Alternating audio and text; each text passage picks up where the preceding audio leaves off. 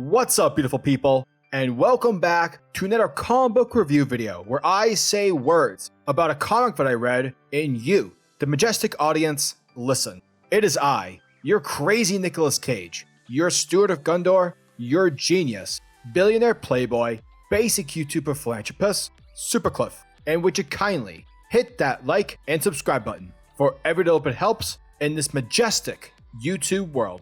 And today, guys, we are going into outer space, venturing through the infinite frontier with Green Lantern, issue number 1, written by Jeffrey Thorne, with the art drawn by both Dexter Soy and Marco Santucci, with the colors by Alex Sinclair. And away we go, as our story begins right in the middle of a terrible situation, where front and center is Green Lantern John Stewart, and he's currently leading his fellow Green Lanterns on the planet of Oa against some elemental threat. Like, we're not really told specifically what it is that they're fighting, but just know that it's something that's clearly bad, because things are exploding everywhere. And yeah, that's never a good thing. So, the more you know. Now, eventually John is met with fellow Earth Lantern Simon Baz, and as these two begin standing back to back, fighting whatever it is that they're fighting, John's asking about Kelly, asking about Teen Lantern, wondering on how she's doing and where she is. But fortunately, they don't have to worry too long because they quickly find her down below, protecting civilians with the use of her gauntlet. And so far, she's doing a pretty good job. Afterwards, a Thanagarian pulls up, attempting to help out John and the Lanterns. However, she's also criticizing John, telling him like, hey, this is all your fault. A destroyed city, people dead, it's all chaos, bro. Now, this is when we wind the clocks back a couple hours or so prior to the attack, before everything went terrible. And on Oa, we see John Stewart talking with Hal Jordan, who is currently on Earth. But Hal, he's using his ring to communicate via hologram. Now John, he's venting to Hal, venting about his concerns with hosting the United Planets Conclave. Because check it, in order to provide you guys with some context, the United Planets is an interstellar nation, basically NATO for space. And they're holding a summit with all of its members from various worlds throughout the cosmos. And they're holding a summit with the Guardians, deciding if the Guardians and the Green Lanterns should continue being the ones to protect the cosmos from danger. In addition, the summit is also about whether or not the Guardians will join the United Planets. Now, from John's perspective, he's worried because a lot of these aliens, these various races, a lot of them have been at each other's throats for over thousands of years. Plus, the summit has also included groups such as the Dominators, along with the Yellow Lantern Corps, and those among the Red Lanterns. And sure, clearly this is all for the idea of peace and prosperity, and how them, as a collective group of races, factions, and different ideologies, can come together for the greater good. But at the end of the day, let's say that I invited Kangas Khan over to have dinner and drink beer with, so that we can talk about making a better world. Sure, though the two of us are coming together peacefully, you could still bet your bottom dollar that I'd be shitting my pants. I mean, at the end of the day, I'm drinking beer with fucking Kangas Khan, and that's terrifying. Now, as these two continue to fly over Oa, they are soon met with the arrival of the Thanagarian, and the Thanagarian introduces herself as Amira Kaya, captain of the United Planets Brigade. And once introductions are made, she senses that both John and Hal are troubled about the Conclave. Now, the reason she makes this speculation, because she's noticed that the Guardians have summoned nearly every Green Lantern to be here for today's summit, as a sign to show respect, quote, since Oa is hosting the summit. However, Amira rather perceives this to be a show of force from the Guardians, because she believes that the Guardians are afraid of losing their power, losing their reputation as the protectors of space, and that they, along with the Lanterns, will be pushed off to the side by this new order. Essentially, she's talking shit, and she's insulting the Lanterns in a political and passive-aggressive manner. Now, once she takes off, the Guardians contact Hal, requiring a status report on the Crux worlds, and so Hal, he lets them know that he's currently on Earth, alongside the Justice League, and he's placed the team on high alert, in case anything bad begins to pop off during the Conclave, whereas Green Lantern Jessica Cruz has just entered Sector 0123. Kyle Rayner is elsewhere de-escalating a border skirmish within the Vega system, and Mogu has shifted orbit to the other side of Oa's sun, assuring the Guardians that the Crux worlds are well protected. Now, once the Guardians dismiss Hal, the Guardians continue to speak with John about the situation regarding the Quantum Conundrum, aka Teen Lantern.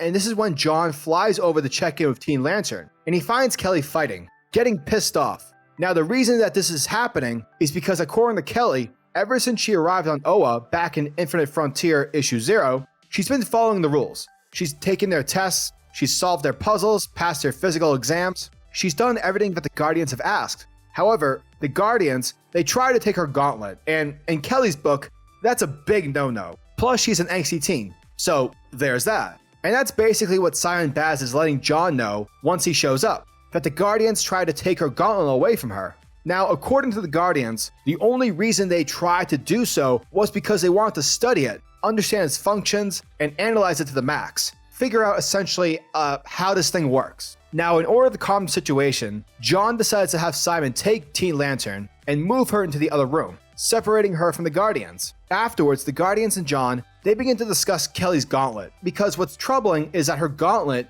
it shares similar design elements to that of Kronos' gauntlet. However, Kronos' gauntlet is still stored in the vaults, and so it can't be his. Plus, the gauntlet doesn't possess anything Owen origin based, nor does it draw its power from the central battery, and so they find this to be extremely troubling. Not to mention that with the disruption of the Omniverse, the rise of the United Planets, and the current conclave, there's a lot of major stuff happening, and the Guardians, they're not your type to believe in coincidences. Clearly, they believe something is brewing. They just can't specifically point out as to what.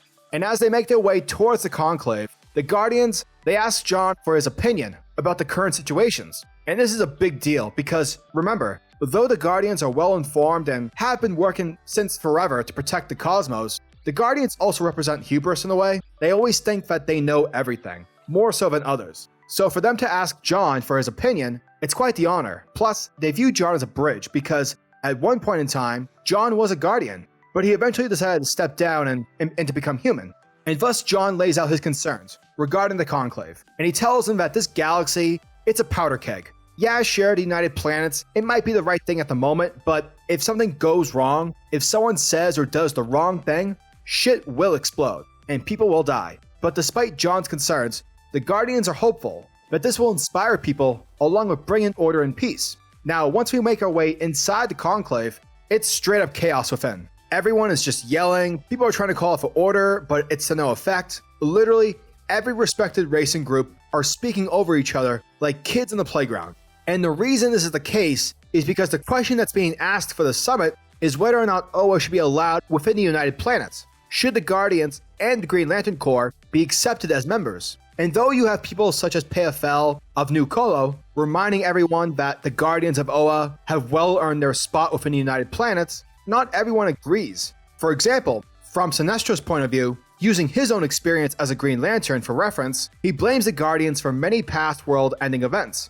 He claims that the Guardians are creatures of fear, and that their fear made way for Krona. Their fear helped create the Manhunters. Their fear led to the Great Crisis, the Blackest Night. Basically, everything terrible that's happened has come from Oa. And so Sinestro is like, absolutely not. Fuck those guys. Now, as the summit is moving along, John gets a call from Simon. And Simon tells John that they have a situation outside near the festival. And so once they're outside, we see a group of magic users conducting a spell. And Salik, he's trying to de-escalate the situation, trying to talk them from doing anything dangerous. But sadly, this negotiation attempt, it's futile because what we learn is that these magic users, they're formulating a spell deep into Oa's guts, burying through their secrets, deep into the deepest part of the planet. And they tell the Lanterns that the Guardians stole the Starheart, and therefore Oa is going to pay. Suddenly, a giant explosion occurs, and from it comes a giant energy-based, Eldritch-like monster. And from there, it begins to attack everyone, causing vast amounts of destruction in the process. And though the Green Lanterns, the Red Lanterns, along with the Fenagarians are trying to stop this creature from causing further havoc, they're only powering the monster up. With every attack they unleash against it, the more attacks they dish out, the more powerful it becomes. And so nobody knows what to do. But just as all hope seems to be lost, John is told by some random citizen on how to defeat this monster, claiming that the answer John seeks was written in the Book of Oa, a book that this guy has seemingly studied to the max. And he lets John know that before the Manhunters, the Guardians created this monster, the source of peace, for they feared the powers of disorder within the emotional spectrum. Therefore, the monster's main ability is to consume all of chaos, including the power of will. which is what obviously the Green Lanterns wield via their rings. And so John, he realizes on what he has to do. Thus, he calls out to everyone through his ring, telling everyone that they need to power down. They need to become emotionless. And once everyone does so, the monster begins to react, shrinking smaller and smaller until it's none other than just some tiny ball. And once everything begins to calm back down, the magic sorceresses, they're immediately arrested by the Lanterns. Back in the Conclave chambers, we see the Guardians provide the United Planets with their closing statement. And the Guardians, they let everyone know that they've existed since day one. And day after day, eon after eon, they have watched the races grow into a society, making steps towards an ideal civilization. And the only fear that they have is the fear that the races won't live long enough to survive, to reach their full potential, to become a civilization that's based on the principles of justice, empathy, fairness, and discovery. And the Guardians remind everyone that yeah, sure, we're powerful beings, but we're also not perfect. We've made plenty of mistakes. And by attempting to be omnipresent, purporting ourselves to have oversight over the entire universe, we've also misled ourselves. Because we're not your rulers, nor your parents. Rather, we're your eldest siblings. Therefore, it's time our family became one. And so the Guardians, they end it by saying that Oa will humbly accept the decision, whatever it may be. Thus, once the tally is counted up by the members, Oa is accepted into United Planets. However, while everyone is cheering and celebrating, not everyone is particularly happy with this decision, for there are still some people who want this Star Heart to be free.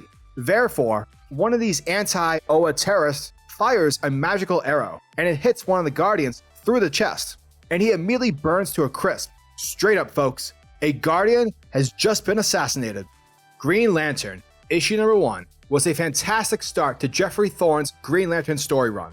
Now, although I've always been a Hal Jordan fan, I must say that it's really nice to read a Green Lantern series, which is a John Stewart-centric based book. I know that a lot of comic book fans have been asking for a book starring John, so it's great seeing that the people's wishes are being obliged to by DC. This book does a fantastic job in welcoming new Green Lantern readers.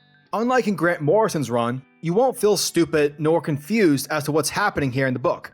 Geoffrey Thorne manages to provide ease for the reader in understanding the lore revolving around the Green Lanterns and the Guardians of Oa, making this issue a great pickup for those wanting to get into Green Lantern but just don't know where to start. When it comes to the plot, I'm definitely a fan of the more political theme that the book is undertaking, whether or not the Guardians should even be allowed to join the United Planets. And so seeing that there is this faction of anti-Oa fanatics who are hell-bent in destroying Oa and are wanting to free some ancient magic-based artifact that the Guardians have apparently locked away is really interesting, and I'm very much invested as to where that story will go. Now, one of the other plot threads being introduced within this issue is the focus on Teen Lantern, the focus on her gauntlet, and why is it able to wield Owen powers. It adds for a great mystery, whilst providing more layers to her character, and I'm really digging that, so yeah, more Teen Lantern please. When it comes to the book's art, I totally forgot whilst reading that the book had 2 artists working on it. And whereas that can sometimes feel distracting where you have 2 different art styles coinciding with one another, fortunately that isn't the case here, because both Dexter Soy and Marco Santucci's art flows extremely well together, each complementing one another to great effect. And the colors by Alex Sinclair are super sexy, so there's that. Overall, Green Lantern issue number 1 was a great start to the Infinite Frontier era of Green Lantern, and I can't wait to read more. Green Lantern issue number 1 gets a 9.5 out of 10. Giggity goo.